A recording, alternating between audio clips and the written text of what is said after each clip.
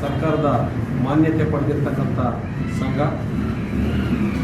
ಮಾನ್ಯ ಸಚಿವರು ಪ್ರಿಯಾಂಕ್ ಖರ್ಗೆರವರು ಏನು ನಮ್ಮ ಇಲಾಖೆಯಲ್ಲಿ ರಿಫಾರ್ಮ್ಸ್ ತಗೊಂಬಂದಿದ್ದಾರೆ, ಆ ನಿಟ್ಟಿನಲ್ಲಿ ನಮ್ಮ ಸಂಘವು ಕೈ ಜೋಡಿಸಿ ಇಲಾಖೆಯಲ್ಲಿ ಇನ್ನೂ ಹೆಚ್ಚಿನ ಬದಲಾವಣೆಗಳು ತರೋದಕ್ಕೆ ನಾವೆಲ್ಲರೂ ಸಹ ಸಹಕಾರ ನೀಡ್ತಾ ಇದ್ದೀವಿ.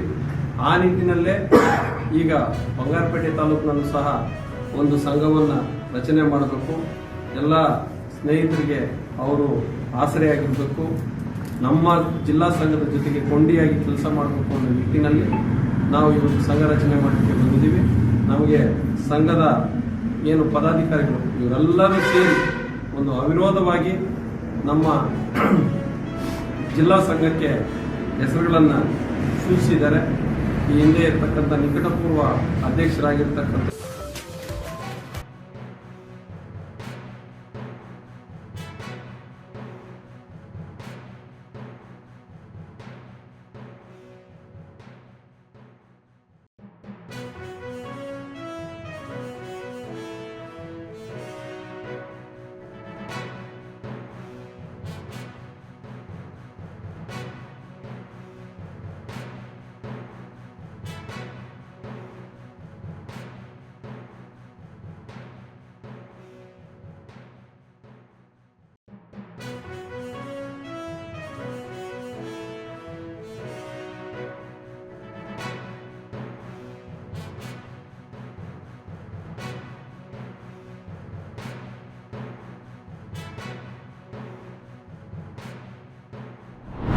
ಪುರಾತನ ಕಾಲದಿಂದ ಇದ್ದಂತ ಬೋರ್ವೆಲ್.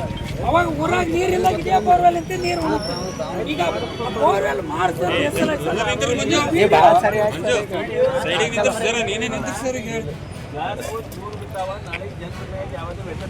ಪಾಟೀಲ್ರಿ ಅದು ಯಾಕಾಗಲ್ಲ ಅಂದ್ರೆ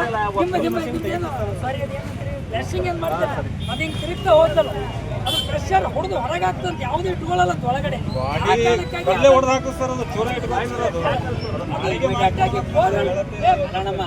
ಸರಿ ಆಯ್ತು.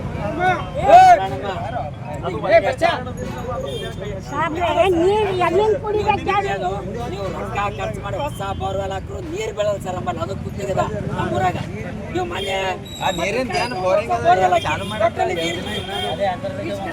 ಕಷ್ಟಪಟ್ಟು ನೀರು ಸಿಗಲ್ಲ ನಮಗೆ. ಅದು ಸಮಸ್ಯೆ.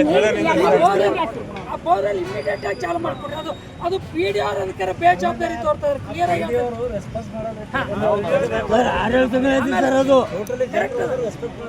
ಆಮೇಲೆ ಎಮ್ಮೋಣಿ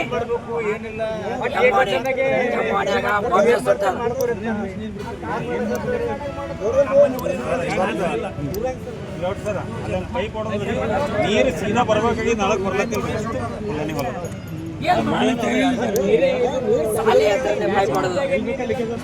ಆಮೇಲೆ ಓಣಿ